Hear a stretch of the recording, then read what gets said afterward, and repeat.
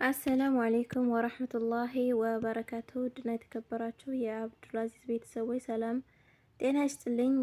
በያላችሁበት የዓለም ዳርቻ ሰላማችሁ ይብዛልኝ የኔ ወዶች። ኢንሻአላህ የከንቲባው ልጅ በክፍል 5 መጥቻለሁ ማለት ነው። እንግዲህ ለምታበረታቱን በሙሉ ከልብ ነው የምናመሰግነው። ኢንሻአላህ ይቅርታ ግን መጠየቅ ይኖርብኝ አይኖርብኝ አላውቅም። ፍቅረኛ አለህ ብላ ነበር እንግዲህ ጥያቄ ላይ ነበር ያቆምነው ውዶች። ኢንሻአላህ የፍቅር ታሪኬን ማወቅ ከፈለግሽ ፈጣሪ ከፈቀደ አንድ ቀን በሰፊው ነግርሻለሁ። በአሁኑ ሰዓት ግን ፍቅረኛ የለኝም። ባይሆን እናንተ ፍቅር ላይ ብዙ ልምድ አላችሁ ይባላል። እንደውም ለምን ያንቺን አትነግሪኝም አልኳትና እንዲህ አለችኝ። ብታምንም ባታምንም ከማንም ጋር የፍቅር ህይወት ኖሮኝ አያውቅም። እስር ቤት ያለ ሰው ከማን ፍቅር ይዘዋል? ያውም ብቸኛዋን በአንድ ቤት ውስጥ የታሰረች ነፍስ። ባይገርምህ ምኞትሽ ምንድነው ብትለኝ ከነጻነት ቀጥሎ ፍቅር እንዲይዘኝ ነው። እዚህ ቤት ውስጥ ሆኜ ያላየሁት የህንድ ፊልም፣ ያላነበብኩት የልብ ወለድ መጽሐፍ የለም ማለት ትችላለህ ስትለኝ ቤቱን በአይኖቼ መፈተሽ ጀመርኩ። የመጽሐፍ መደርደሪያው ውስጥ የሀገር መጽሐፍ ተከማችቷል። ብዙ ካሴቶችም ይታዩኛል። ስታወራኝ እንባዋ ይመጣል፣ ሆድ ይብሳታል። በኃይልና ቁጭት ስለምታወራ አንዳንዴ ታስፈራለች።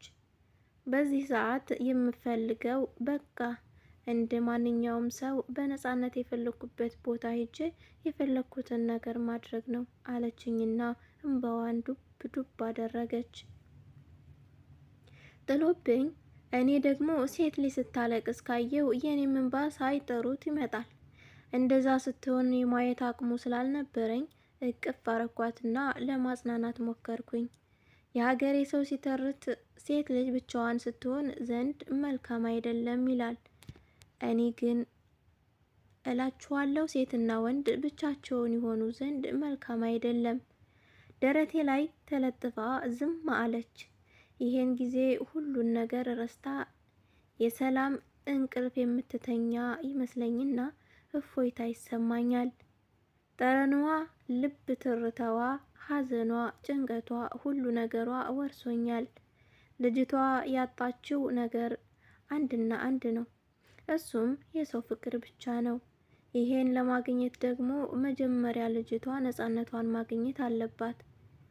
ሳላስበው በድንገት እንደሚባንን ሰው ከእቅፌ ውስጥ ብድግ ብላ ለምን አንጠጣም አለችኝና ወደ ፍሪጁ አመራች። ከፈተችውና 4 ቢራ ይዛ ጠረጴዛው ላይ አስቀመጠችና ከጎኔ ተቀመጠች። አባዬ ቅዳሜና እሁድ እዚህ ሲያሳልፍ 1-2 የማለት ልምድ አለው እና እንደምታየው ፍሪጅ ውስጥ 10 የሚሆኑ አሉ። እኔ እንኳን የሆነ ቀን የቢራን ጣዕም ለማወቅ ብዬ ጠጥቼ እየመረረኝም ቢሆን 1 ጠርሙዝ እንደምንም ጨርሼ ነበር። ከዛን ቀን ውጪ ጠጥቼ አላውቅም። ዛሬ ጠጭ ጠጪ ስላሰኘኝና የሚያጠጣኝ ሰው አንተን ስላገኘው ነው የጠየኩህ። ካልደበረህ እንጠጣ አለችኝ በልመና አይነት ድምፅ። እሺ ግን ሳናበዛ አልኳትና 1-2 ማለቱን ጀመር ነው። ልምድ እንደሌላት ታስታውቃለች። ስትጠጣ ፊቷ ጭምድድ ይላል። በዛ ላይ በሆነው ባልሆነው ትስቃለች። ደግሞ 10 ጠጣ እንጂ የምትለው ጉድ አለ። ቀስ በቀስ ለሁለታችንም 3ኛው ቢራ ተከፈተ። ስማኝማ እያለች ብዙ የማይገጠሙ ቀልዶችን እየነገረችኝ ልታስቀይ ጥረት ታደርጋለች። እኔ ደግሞ ብዙ ጊዜ ጀማሪ ቀልዶችንም የማበረታት አባዜ ስላለብኝ ባያስቅም እስቅላታለሁ። እንዴ ደረቴን እየመታች ሙት እሺ ስትለኝ፣ ሌላ ጊዜ ደግሞ ጥምጥም ስትልብኝ 4ኛ ቢራ ላይ ደረስን። አይኖቿ ድብዝዝ ብለዋል። ድምጿም እየሳሳ ሄደ። መላ ሰውነቷ ድክምክም ብሏል። ባጭሩ ልጅቱ ራሷን ለመሳት 3 ሴኮንድ ነው የሚቀራት። አይፈረድባትም። ያውም ልምድ የሌላት ልጅ። በዛ ላይ በዚህ ጠራራ ፀሐይ። እኔ ለመጀመሪያ ጊዜ 3 ቢራ የጠጣሁ ሌሊቱ እንዴት እንደነጋልኝ ፈጣሪ ብቻ ነው የሚያውቀው።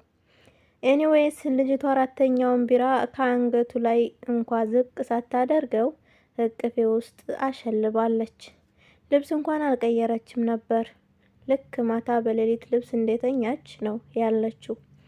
እቅፌ ውስጥ እንዳለች ተሸክሚያት ከሶፋው ላይ ተነሳውና ወደ መኝታ ክፍሏ ጉዞ ጀመርኩኝ። ብዙም አትከብድም። አካሏ በሙሉ በጥንቃቄ የተሰሩ ይመስላሉ። ማንኛውም ወንድ የሚመኘው አይነት የሰውነት ቅርጽ ያላት ልጅ ናት። ቅዱሱ መጽሐፍ ወደ ሴት አይቶ የተመኛት በልቡ አመነዘረባት ይላል። ውሃ በላይ ማለት ነው። የተኛች መስሎኝ ነበር፣ ግን ሙሉ በሙሉ ራሷን አልሳተችም። ሲመስለኝ የሚሆነውን ነገር በብዥታ መልክ እያየች ነው። እንዳውም ማውራት ጀመረች። አንተ የት እየወሰድከኝ ነው? ምን ልታደርገኝ ነው? እያለች በልመና አይነት ድምፅ ሽቅብ ወደ ላይ እያየችኝ። መልስ ሳልሰጣት መኝታ ክፍሏ ገብቼ አልጋዋ ላይ አስተኛዋት። በትንሹም ቢሆን እኔም ዞሮብኛል። ራሴን መቆጣጠር ግን ያን ያክል አይከብደኝም።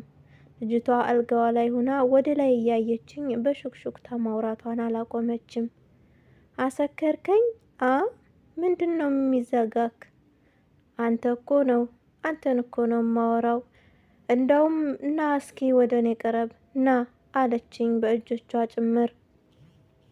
ምን ልትለኝ ይሆን እያልኩ ወደ አልጋዋ ቀርቤ ትንሽ እንደ መንበርከክም ብዬ ጆሮዬን አፏ ላይ ደቀንኩት። ከትንፋሿ ውጪ ምንም አይነት ድምፅ አይሰማኝም። ቀና ብዬ ሳያት ሄዳለች። ድሃ ራሱ እንዲህ ለጥ አይልም። ከተንበረከኩበት ተነሳውና የክፍሏ ግድግዳ ላይ በጀርባ ተደግፌ ልክ እንደ ትናንትና ማታው አተኩሬ እሷኑ ማየት ጀመርኩ። የከንቲባ ቤት ነኝ፣ ያውም የሴት ልጁ መኝታ ክፍል። እኔና እሷ ብቻ።